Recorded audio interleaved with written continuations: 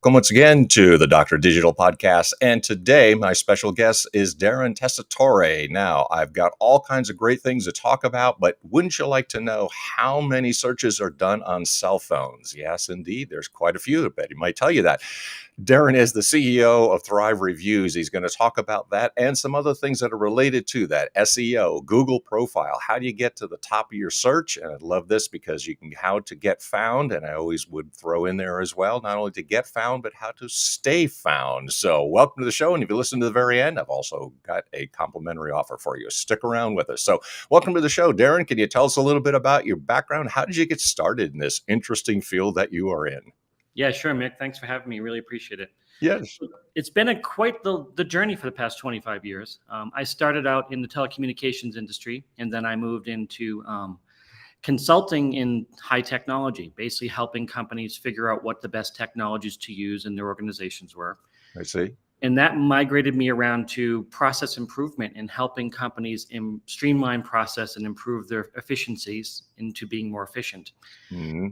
And then what I started doing is I started helping companies really to figure out how to get found on the internet.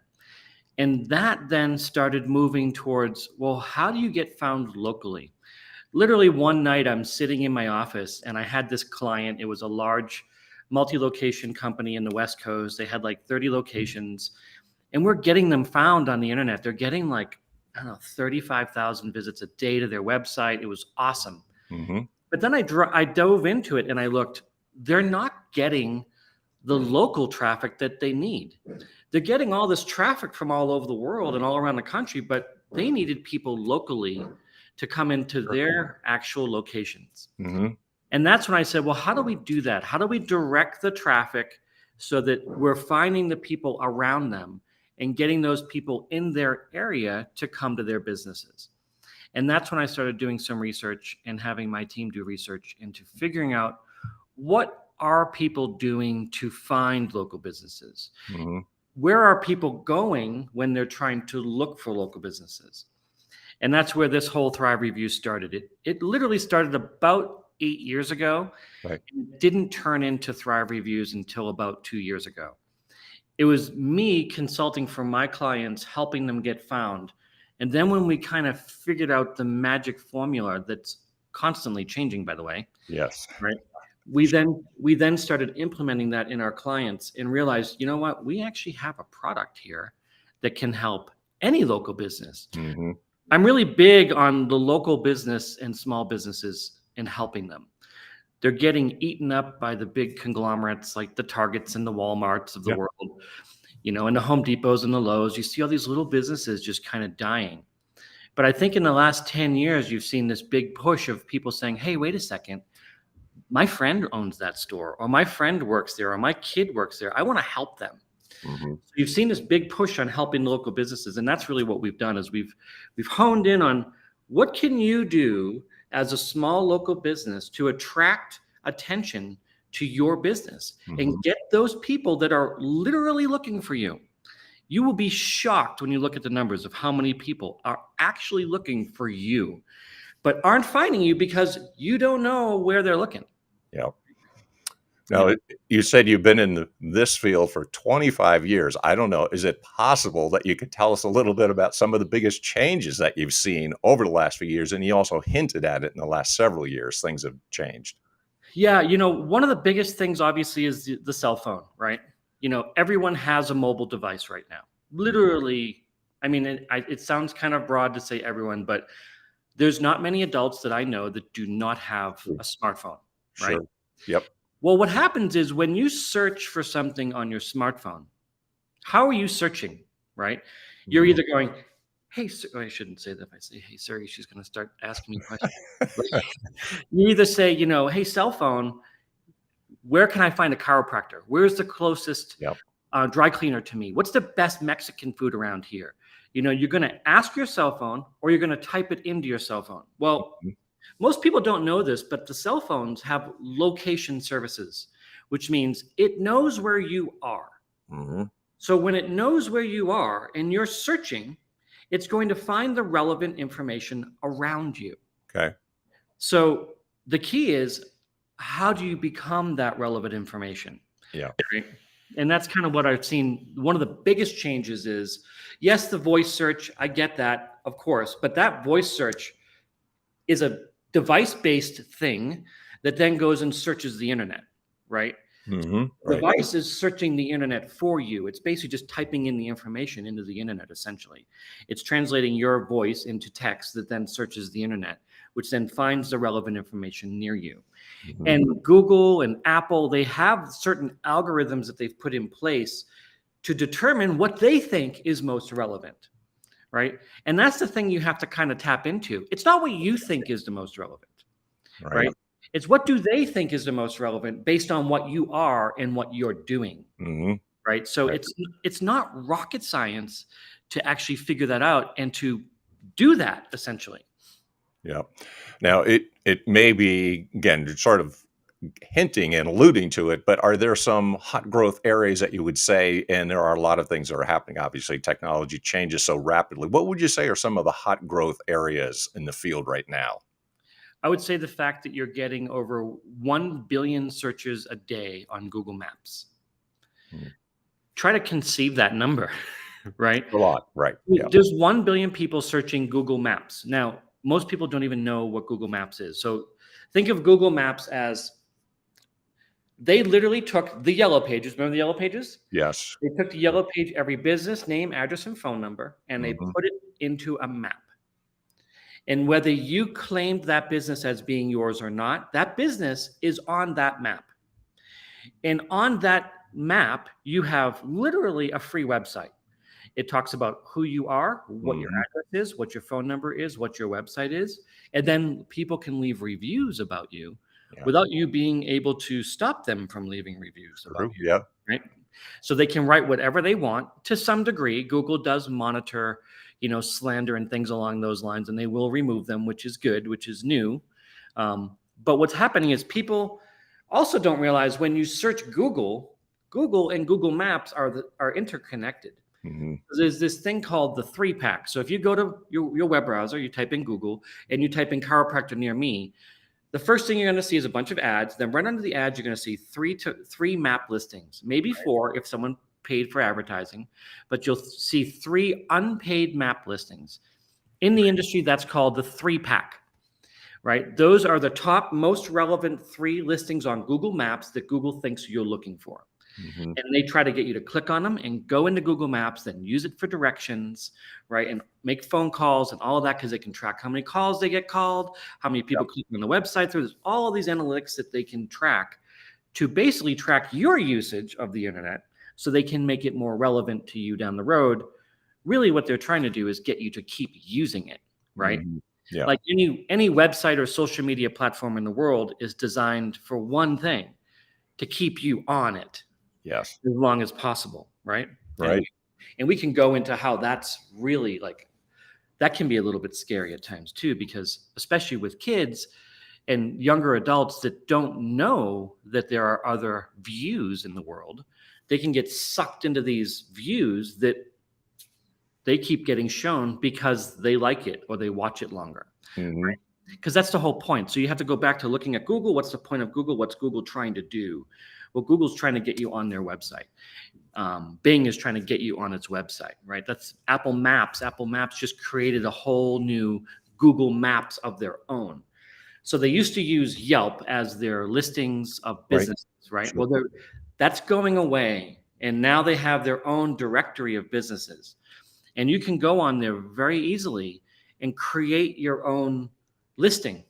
We have a whole article on our website that shows you how to do that. It's not that complicated. If you just Google how to create an Apple Maps listing, it'll give you a link. You go in there, you create your business, put some pictures, put your phone number, put a link to your website. And they don't do reviews, they do thumbs up and thumbs down, which I think is kind of stupid personally because okay, so I have 500 thumbs up and 100 thumbs down. Well, how much do people like me? I don't know. What am I really doing wrong that I could change? I don't know. Where you get a 2 or 3 star review, you can kind of see where your Mm. issues may lie. Anyway, it is what it is. It's the way they're doing it, and I don't think they're going to change it. Right. Okay. But anyway, Yeah. If you were, say, a lot of business owners are probably interested naturally. And I'd say, what would you recommend business owners to be thinking of, and what sort of things should they be aware of that you can perhaps assist them with? So what do they need to know, I guess is the question. Okay. So first of all, you need to know that you're on Google Maps and you're on Yeah. Apple Maps, whether you like it or not. Yeah. Your business is on there. If you want people to find you locally, you need to go in and take ownership of those listings. Okay. You need to make them yours. And now that they're yours, there's a couple key things you need to do, right? Okay. First thing you want to do is make sure you're in the right category, right? And you need to kind of do a little research on what category should you be in as a business. Yes, you're a restaurant. Great, that's a category. What kind of restaurant are you? Are you Asian infusion? Are you pizza? Are you Chinese food? Like, what kind of restaurant are you? Those are subcategories. So you need to make sure that you are in the relevant category to your business. Right. Take some time. Focus on doing the research. Don't rush it. Don't just say, okay, yeah, I'm a business, small business. Yeah. Next. No, it's super, super, super, super important because Google won't show you if they don't think you're in the relevant category that someone's looking for. Mm-hmm. Right? So you need to do some research. You need to understand what the different types of categories Google has. They have a whole series of categories in there that you can pre-pick. Understand them. Know what some of those mean in your industry, right? How is that relevant and how is it different from other different types of categories that you could be in? Like if you're a consultant, well, what kind of consultant are you? Yeah. Right? You know, that type of thing. So that's one. That's, I think, the most important. Two, besides the fact that you need to claim it, you need to claim the business as yours. And there's a way of taking ownership of that business and saying, hey, Google, you have my listing on your map. Mm-hmm. I own it. And they'll say, okay, prove it. And there's a whole verification process to prove it, which, you know, you just have to Google, how do I verify my business on Google Maps? And that will show you how to verify that it's your business and that you own it, so that I don't just go in there and say, hey, I own that chiropractor's office down there that's my competitor, and I'm going to make them look stupid by putting dumb pictures on it, right? Mm-hmm. They don't want that. So you have to claim it, and then you have to categorize it. And then what you want to do is you want to make yourself look professional. This is a website, right? If you have an ugly picture of a stained rug on your Google profile, people are going to go, well, I don't want to go there, right? But if you have a professional picture done, you know, take the $500 and hire a photographer to come in and take some pictures of your business. It's worth it. Thousands and thousands of people are looking for you. Get the professional pictures done. Get a great shot of the outside of your building so people know what it looks like when they're driving by. And when they look at that picture on your listing and they look at that building that they drove by, they say, oh, there he is. I know where he is. Or if you're in a weird, obscure position on that building, like around the back or around the corner, take a picture of that. Make it so that they know, hey, here's a picture of the front, put a little arrow, go down this hallway, and I'm back here, right? Yeah. Little things like that where people, anyway, I guess the point is when you asked me, one of the biggest changes I saw here is our attention span, right? Sure. We don't put a lot of time and investment into putting our attention on things anymore. We want to know it now. And if you don't give me the data now, I'm off to something else. If I look at this and go, where the hell is that? I drive by there every day. I don't know. Next, boom. Literally, you have seconds or you lose them.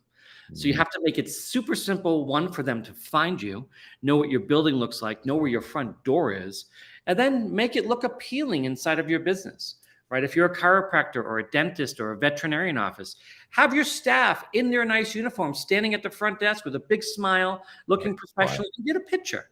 You know, it doesn't take much. And this iPhone right here, I don't know if you realize this, the camera on this 10 years ago was a $15,000 camera, right? You know, maybe not quite that, but thousands of dollars for this camera 10 years ago. And now you have the best camera in the world. You can snap a quick picture, boom, make it look nice, put it on your Google profile. There you go. Put it on your Yelp, put it on your Apple Map profile, right? Make it look presentable. So now that you've done that, now that you've cleaned up your profile a little bit, you've cleaned the category, you want to write something about you and who you are and what you do in your description. And what a lot of people overlook in this aspect is keywords. What keywords do I want to use in my description? Google is going to look through my keywords in my description and determine if I'm relevant based on what they're searching for. Mm-hmm. Most people don't realize that. They say, hey, we're a great chiropractor in Johnson City, Tennessee. Come on over. right? Okay, what kind of chiropractor are you? What makes you great? What special things do you do in chiropractor? We specialize in, handling lower back pain, upper back pain. And it doesn't matter if these keywords sound stupid and you sound repetitive in your writing. Most people are not going to read it. They're going to look at the pictures, look at the location, look at one other thing, which I'll get into in a minute. They're not going to read the description, but Google's going to read the description. Right. Yeah. Right. So it's Mhm. okay to put repetitive keywords and make it look a little too much, if you know what I mean. Like Yeah. you look, you go, that's a little too much. This guy's talking about lower back pain way too much. Well, maybe that chiropractor found that lower back pain is one of the number one issues he sees happening Right. because so many damn people are sitting for 12 hours a day, right? Yeah. Or shoulder True. pain or upper back pain or whatever it may be, or posture, how do you get proper posture when you sit at a chair all day long looking at Zooms, right? So you kind of, you have to look at that. But so I would take some time to do some keyword research. Not a very difficult thing to do. Hmm. But I will say this, don't get lost in the weeds when you Google how to do keyword research. When you Google that, you're going to get 85 million results and you're going to go, well, which one do I do? Right? What do I do here? Just keep it super simple. You can update your description at any point from your cell phone, right? So do the best you can as fast as you can, put it in there, make it sound professional. And then the last thing that I think is one of the most important Okay. is the reviews. Hmm. One, having lots of reviews and getting lots of good reviews. But even if you have bad reviews, people get this whole concept. I don't want a 1-star review. Oh no. Well, if you had 500, let's go back a little bit. You search for a business and you find this business that has 5,000 5-star reviews. Your first thought is BS. Hmm. There's no way that he has a perfect 5-star score. He's probably lying. He probably hired someone to get the reviews. I don't believe them. Right? That's Yeah. the first thing I always think, and most people do too. So it's okay to get a 4, 3, or 2, or even a 1-star review to Oh, I keep see. that balance. What's more important is how do you respond to those 1-star, 2-star reviews, Sure. right? What do you say? I'll give you a real life example. We had a client in Texas and they had a 1-star review. And this guy says, worst driver education school on the planet. I hate them. Don't ever go. They have no, like literally just complete slander, right? And this lady's freaking out. She's like, what do I do? What do I do? What do I do? I said, well, tell us what happened. She goes, well, we took this guy out for a driving test and he was driving down the street and an ambulance was coming at him. And he didn't move over for the ambulance. Well, in the state of Texas, that's a violation of law. And in the state of Texas, during a driving test for your driver license, any violation of law is an automatic failure. Oh. I said, oh, that's interesting. Can you do me a favor and find me that law? So they found us that law. We then wrote this response. Thank you, Tom, so much for your review. I completely understand your concern, and I would be very upset if I didn't get my license on the first try either. However, we do need to let you know that per Texas state law XYZ, here's the link, by the way. During a driver test, if you do a moving violation, it's an automatic failure. And when you didn't move over for when you didn't move over for that ambulance, and we have a link here to the video showing that on the dashboard cam, it's an automatic violation and we had to fail you or we would be in non-compliance with Texas state law. Feel free to come back anytime and take the test again. Thank you very much. And literally you look at that, like if I'm a reader, Yeah. right? I'm gonna go, this guy's an idiot. He didn't even move over for a freaking ambulance. Like, what's he doing, right? So anyway, so yes, the reviews are important. The responses are important. And there is a science to getting reviews. There's a literal technology on what you can do as a business to get more reviews and ask for more reviews. And anyway, that's one of the things that we do here at Thrive Reviews is we show you how to do that.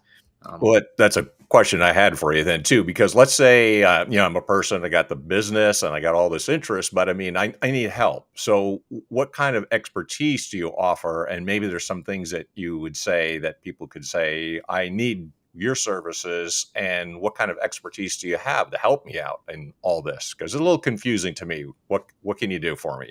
Sure. Well, the first thing is We can do everything that I was talking about for you. First of all, we can do the keyword research and figure out what keywords you should be looking to rank for. We're obviously going to work with you and consult you on that, right? We can then set up your Google profile, make sure it's owned by you so that you have it, right? Then we help you write the description. We help you then make sure you upload all of your pictures properly. There is a science to uploading your pictures, believe it or not. There's a thing called geotag. Have you heard of that word before? Yes. It's basically, for those that don't know, it takes something like a photo and gives it a physical location on the planet. Like, where was that picture taken from? Was it taken from Park City, Utah, where I am right now? Or was it taken in Johnson City, Tennessee, where that client is? So if he takes all these pictures, uploads them to his computer and wipes out the geotags inadvertently, and then uploads them to Google, Google doesn't know where those pictures were taken. So they're not going to be as relevant. Google Maps wants pictures on its map platform showing exactly where they were taken from. It loves that, right? So what you want to do is you want to make sure they're properly geotagged. We can do that for you. There's some apps you can use on the internet to do that for you as well. Okay. We'll take all your pictures. If you don't have a photographer to come get your pictures done, we'll help you find one, or we'll have you take a bunch of them and send them to us, and we'll tell you, okay, do this, do that, do this, do that, right? Make them look professional, and then we'll format them to the right size so that they fit properly and look proportional. Okay. Right. Once all that's done, now what you need to do is you need to start going out and getting reviews. So obviously our company, Thrive Reviews, we specialize in helping businesses get more reviews. So first, once we've cleaned up the profile, made the profile look good, made sure it's categories, made sure it's going to rank when people are looking for these different types of things. When I say rank, I mean come in that top 3. Yeah. Right. Yeah. Right. So we want to make sure you fall in that top 3, and that's going to be done by having all of those basics in and then getting lots of reviews. So there's a couple ways you can get lots of reviews, and you can do this on your own. You don't need us to do this necessarily, unless you want to try to automate the process and get everyone to leave you a review. So what we do is we will connect to whatever software you're currently using as your database. So if you're a dentist and you're using Dentrix, if you're a chiropractor and you're using some chiropractic software, if you're an auto dealer and you're using an automated auto dealer software, whatever software you're using to capture your customer database. We will connect to that. And then at a certain point in the sales cycle, because they come in for their appointment or they'll walk into your business, you may know that they walked in, but when are they going to be happiest with you? There's a point. There's always a point. If I'm a furniture store, this is a real example. We have a furniture store client, a bunch of them actually. One of our furniture store clients was sending reviews once they paid for their furniture. And I'm like, well, they paid for their furniture. They didn't get their furniture. Right? The furniture's not in their room and they're looking at it going, I love that furniture. Sure. Right? That could be in today's day and age, 6 months from now. Right? Especially if it's a custom piece. I had a custom dining room table made. It took 8 months to get. Right? And this guy sent me a text when I walked out the door after paying, asking for a review. And I'm like, well, I could leave a review on how nice they were to me, but I didn't go there to meet nice people. I went there to buy a dining room set. So when that dining room set is in my dining room and I'm looking at it going, that is badass, that's when I'm going to leave a review. So there's a point there where their software says delivered, right? So the product was delivered. Well, at that point, we fire off a series of texts and emails asking the person to leave a review, right? And the way you ask is almost as important as when you ask, right? And you kind of have to look at it like, what is human nature, right? Do you like to help people that have helped you? Sure. Yeah. Exactly. Yeah. If you're at a restaurant and that waiter or waitress is super nice to you and was just a fun experience and they asked you to help them, would you be more inclined to help them? Yeah, sure. No question. Yeah. No question. So it has to be communicated in that way, like, hey, do you mind helping me? And if you push that, we call it a help button, right? Because it is a button. You push the button and you get a response, right? So if you push that help button, like, do you mind helping me? You're going to be surprised because 9 times out of 10, they're going to say yes. And where you're going to lose them after that is if you make it complicated or hard for them to help you. So it has to be super easy. There has to be no thinking about it. And it can't send them down this labyrinth of, okay, where do I leave the review? Right? Yeah. Send to Google, leave me a review, and they go to google.com. Well, Yeah. Where? right? Now I'm Googling shoes because I just remembered I need a pair of shoes, right? So it's like you lost them, right? Yeah. So there is a link in your Google profile page. Okay. It's called Google Business Profile. If you go to business.google.com, that's where you can claim your business. That's where you can set up your business profile. That's where you can do all these things I've talked about. There's a link in there that if you give them that link, it'll send them right to your Google profile, right? We build a landing page for customers. So it's literally a page with their logo, with a simple message and a button to leave them a review. And that button can go to Google, it can go to Yelp, it can go to Apple Maps, it can go to lawyers.com, it can go to hotels.com, wherever you want it to go to leave a review, it can go there. We don't recommend doing more than 3. And then when they click on that button, it goes right to where you type the review. No looking, no thinking, no nothing. You literally can just start typing. Click 5 stars and type your message, upload your pictures. It makes it super simple and streamlined. Now, once you start doing that, you start automating that review process. That's one piece of asking for the review is the text and the email. The next piece is having your staff genned in on the importance of getting the reviews, right? Like, why do people need to get these reviews, right? Because people are looking for you and they're going to come in your business if you have lots of reviews, right? Yeah. Now take your staff and get them to duplicate the importance of that, because lots of relevant reviews are going to rank them higher in Google, right? And they're going to make you look better. If I see chiropractor near me and I have a 1 star and a 580 star, 5-star reviews, I'm going to the 580 star guy. This guy has 1 star. Who is he? Is he brand new? Do people hate him? Like, what's the deal, right? Yeah. You're going to go to that 580 star over the restaurant. You look at 3 restaurants next to each other in the same square mile. They're all Mexican restaurants. Well, guess what? This guy has 1,500 reviews. This guy has 8. This guy has 20. I'm not even looking at the 8 and 20. I'm looking at the 1,500. That's just the way it is, unfortunately. So you need to get these lots of reviews, and you need to get your staff's head around this. Guys, this is important to our business. We need to ask everyone to leave us a review. Now, if they're pissed off and they're mad, don't ask them for a review, right? You have that option to not ask them because they're probably not going to leave a good review. Now, if they were pissed and you fixed it and they're happy, that's good. But now, how do you make it so you can ask them in a really, really easy way? Well, we have this thing now called QR codes, and COVID has made QR codes probably more popular than ever. Like, you go into restaurants, you use a QR code for the menu. All these QR codes are everywhere now, right? They're easy to make. I can literally Google, make a QR code, and there's a free link. I can put the link in there, and it turns it into a QR code, and that becomes an image. And now you can take that image, and you can literally have it on the phone. You can have a piece of paper at the front desk. Leave us a review, QR code, right? Yeah. But get the staff to direct their attention to that, right? Hey, Steve, how was your visit today? Oh, it was great, man. My back feels awesome. Oh, my teeth are so clean. I feel amazing. Do you mind doing us a really big favor and helping us out today? And then wait for your response. Yep. That's literally a question. Tom, you know they're happy. Do you mind doing us a really big favor and helping us out today? Why, of course, Darren. What can I do to help? Would you mind going to this QR code right here and leaving us a 5-star review and just telling the world how awesome we are? Boom. The guy's got his phone out. He's sending you a review. Just like that, right? Literally that simple. And if you get your staff with that mentality, right? Now, there's always the question, well, how do I get my staff to always have that mentality? What do I have to do? Well, there's this thing called rewards and penalties, right? It has been found that if you reward someone for doing something, they're going to keep doing it, right? Yeah. If I give you a $25 gift card every time you got a 5-star review, you're going to be getting lots of reviews. Sure. Right? Yeah. So make it into a game, right? Gamify it amongst your staff, right? Okay, guys, whoever gets the most reviews this month is going to get a $100 gift certificate to whatever restaurant they want.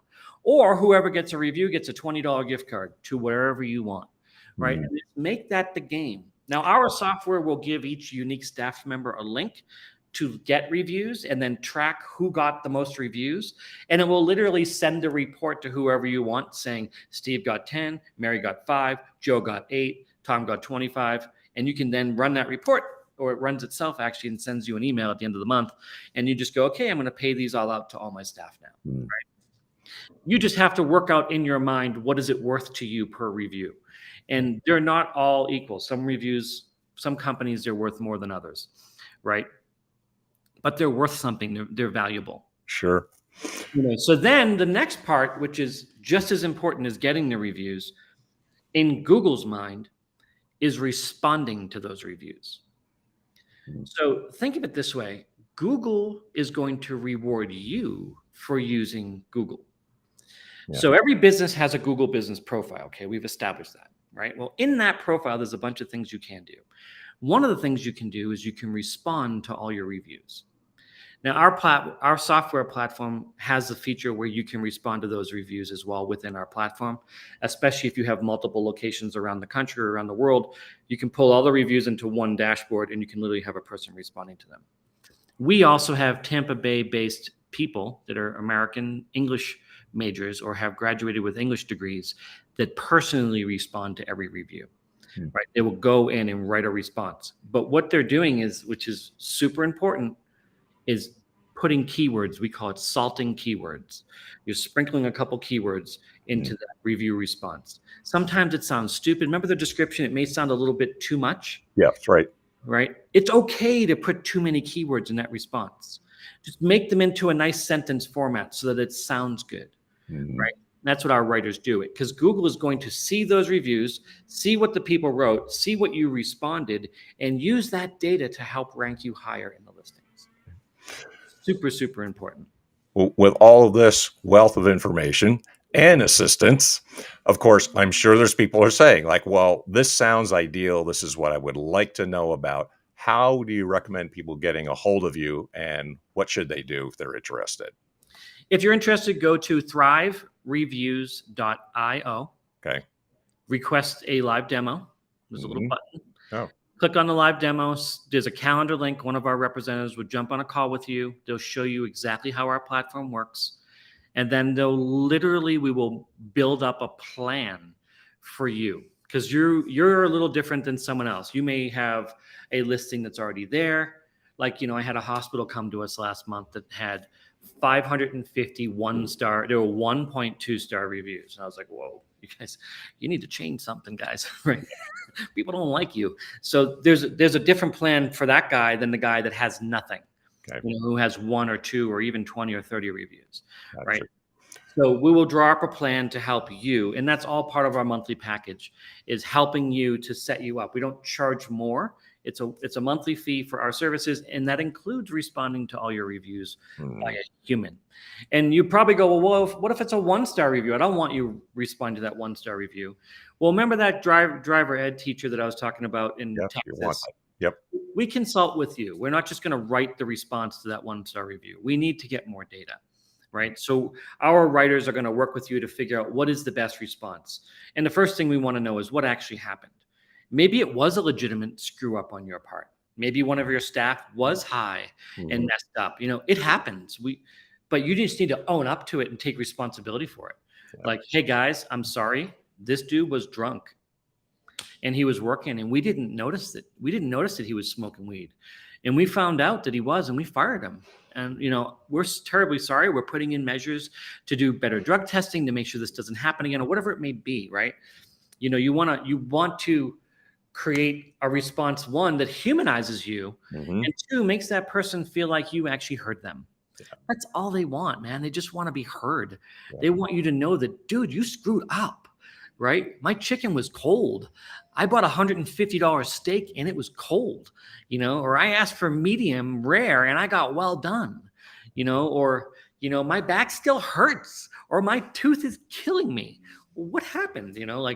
Help them, get them understand that what they went through, and sure. That's awesome. Well, lots of great advice, Thanks. Lots of background, and lots of assistance. That's what I would say. So I appreciate all the things that you were able to assist people with, and I'm sure they got a lot more information than they knew before. Thank you for your time, Darren. I really appreciate it. Thank you so much for having me. Really appreciate it too. You likewise. So hopefully you got something out of this particular episode. And this is the Doctor of Digital podcast. Until next time, if you listen to the end, you get a complimentary website analysis. And of course, if you have not gotten a copy of the novel, pick that up as well. Until next time, this is Doctor of Digital signing off. Until next time,